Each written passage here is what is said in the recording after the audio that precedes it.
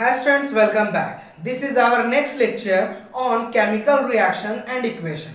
In the first lecture, we studied about what is chemical reaction, what is chemical equation and how to balance a chemical equation. Clear है? But in this video, I am discussing about types of chemical reaction. Okay, so let's start this topic. First हम लोग देखेंगे combination reaction. Combination reaction बच्चों, combination reaction किसे कहते हैं?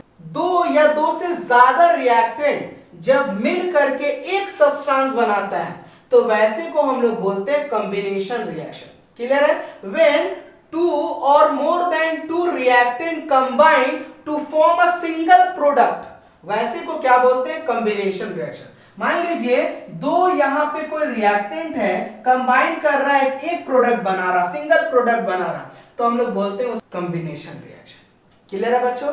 चलिए example देखते हैं. एग्जांपल से आपको ज्यादा समझ में आता है. चलिए एग्जांपल देखते हैं. एग्जांपल बोल सकते हैं when calcium oxide react with hydrogen it gives calcium hydroxide और साथ में हीट रिलीज होता है. तो बच्चों हीट को हम लोग क्या बोलते हैं? प्रोडक्ट नहीं मानते ना, वो एक बोल सकते हैं बाई प्रोडक्ट हमारा.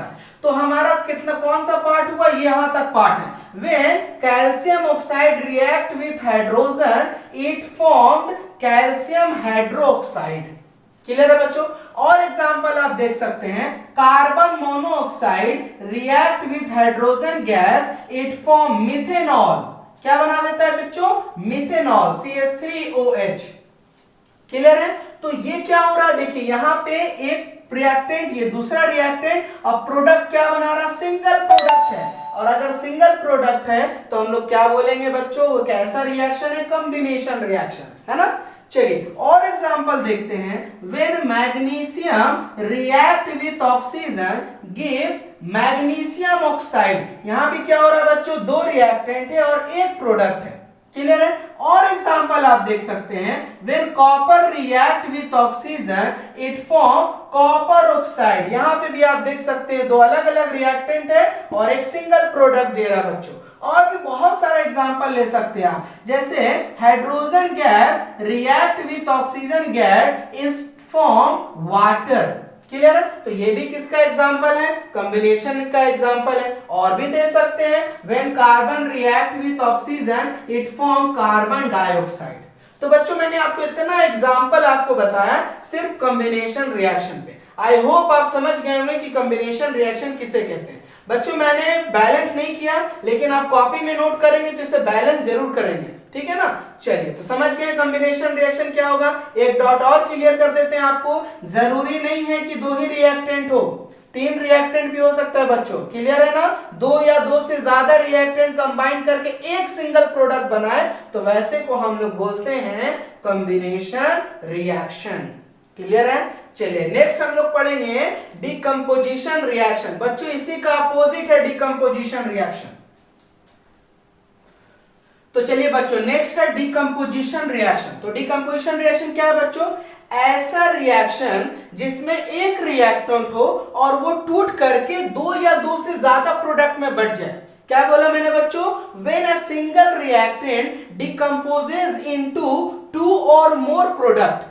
क्लियर है? तो वैसे को हम लोग क्या बोलते हैं? Decomposition reaction. जैसे कि मान लीजिए एक रिएक्टेंट और ये टूट गया किसमें? B+C में टूट गया, है ना? दो या दो से ज्यादा में टूट गया तो वैसे को हम लोग बोलते हैं डिकम्पोजिशन रिएक्शन. ओके अब मैं बताया था कि अगर डिकम्पोज हो रहा है, टूट रहा है, तो टूटने के लिए कुछ ना कुछ प्रोवाइड करना पड़ता है ना. किसी भी चीज को तोड़ना है तो यहाँ पे क्या प्रोवाइड होता है? तीन तरह का मैंने पहले भी आपको एक्सप्लेन किया था. फर्स्ट है आपका थर्मल यानी कि हीट, दूसरा आपको है इलेक्ट्रोलाइसिस और तीसरा आपका है फोटोलाइसिस. यानी कि थर्मल में हीट सप्लाई करते हैं तोड़ने के लिए, इलेक्ट्रोलाइसिस में इलेक्ट्रिक सप्लाई करते हैं और फोटोलाइसिस में हम लोग लाइट सप्लाई करते हैं. क्लियर है बच्चों? तो पहला हम लोग देखते हैं थर्मल डिकम्पोजिशन, मतलब ऐसा रिएक्शन जिसको तोड़ने के लिए हमें हीट का जरूरत पड़ता है. ठीक है? यहाँ पे एक एग्जांपल लिए हैं, CaCO3 gives CaO plus CO2, यानी कि कैल्शियम कार्बोनेट ब्रेक हो रहा, डिकम्पोज हो रहा है कैल्शियम ऑक्साइड और कार्बन डाइऑक्साइड में। तो बच्चों यहाँ क्या सप्लाई कर रहे हैं हम लोग, हीट सप्लाई कर रहे हैं, क्लियर है। और ये हमारा कैल्शियम कार्बोनेट है, नेम याद रखिएगा, ये कैल्शियम ऑक्साइड है और ये आपका कार्बन डाइऑक्साइड है, क्लियर है ना।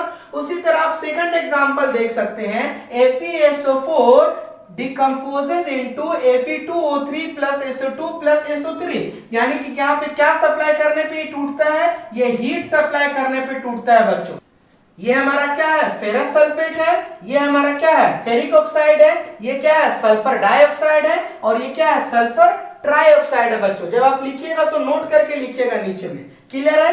तो ये रिएक्शन भी किसका है, डिकम्पोजिशन रिएक्शन का है, और डिकम्पोजिशन रिएक्शन में भी किसका है, तो थर्मल डिकम्पोजिशन का है, क्लियर है। नेक्स्ट हम लोग आते हैं, PbNO3 gives 2PbO plus 4NO2 plus O2, clear है। देखिए यहाँ पे एक सिंगल रिएक्टेंट है और ये डिकम्पोज कितना में हुआ, 3 में हुआ। ये क्या चीज है, PbNO3 क्या चीज है, लीड नाइट्रेट है, क्लियर है। और PbO क्या है, लीड ऑक्साइड है, ये NO2 नाइट्रोजन डाइऑक्साइड है, और ये आपका ऑक्सीजन है, क्लियर है।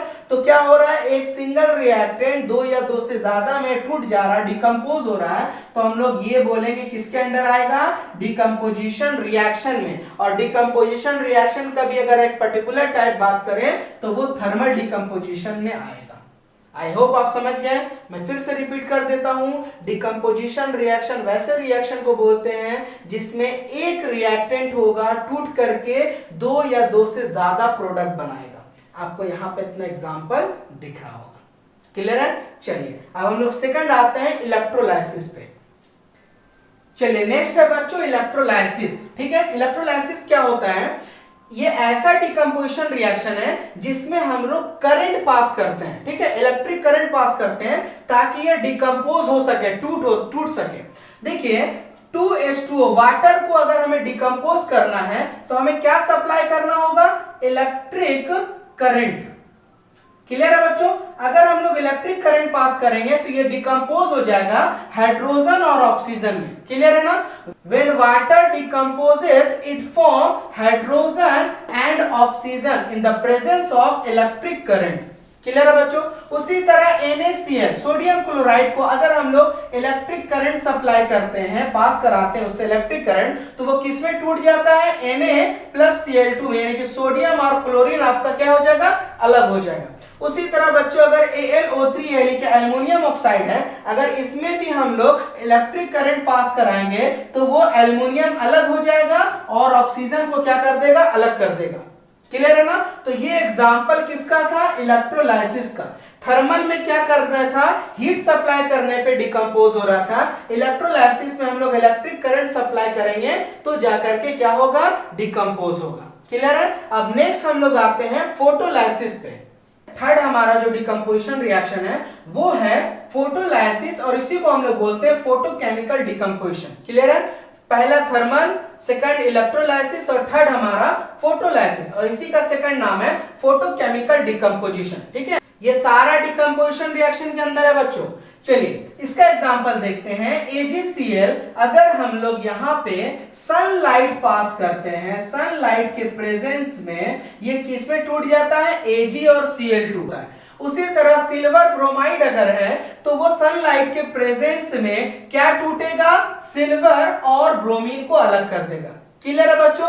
उसी तरह मान लीजिए आप O3 को अगर आप पास कराएंगे तो ये किस में टूट जाएगा, O2 प्लस O में। उसी तरह बच्चों एक और अगर एग्जांपल बताऊं, अगर CH4 को अगर आप इसको तोड़ेंगे तो ये किस में टूट जाएगा, CH3 और H में टूट जाएगा, क्लियर है ना। तो ये था बच्चों कुछ एग्जांपल अबाउट डिकम्पोजिशन रिएक्शन। तो बच्चों इस वीडियो में बस यही 2 रिएक्शन, फिर हम लोग आगे वीडियो में डिस्प्लेसमेंट रिएक्शन देखेंगे और उसमें जानेंगे सिंगल डिस्प्लेसमेंट और डबल डिस्प्लेसमेंट किसे कहते हैं। यहाँ भी बहुत इंपॉर्टेंट है बच्चों, इससे क्वेश्चन एग्जाम में पूछा जाता है। इससे ज्यादा इंपॉर्टेंट वो वाला है, उससे ज्यादा बार पूछा गया क्वेश्चन। तो चलिए मिलते हैं फिर नेक्स्ट वीडियो में। मुझे कमेंट सेक्शन में जरूर बताइएगा कि ये वीडियो आपको कैसी लगी, और इस चैनल पे अगर आप पहली बार आए तो सब्सक्राइब किए बिना बिल्कुल मत जाइएगा। तो चलिए मिलते हैं फिर नेक्स्ट वीडियो में।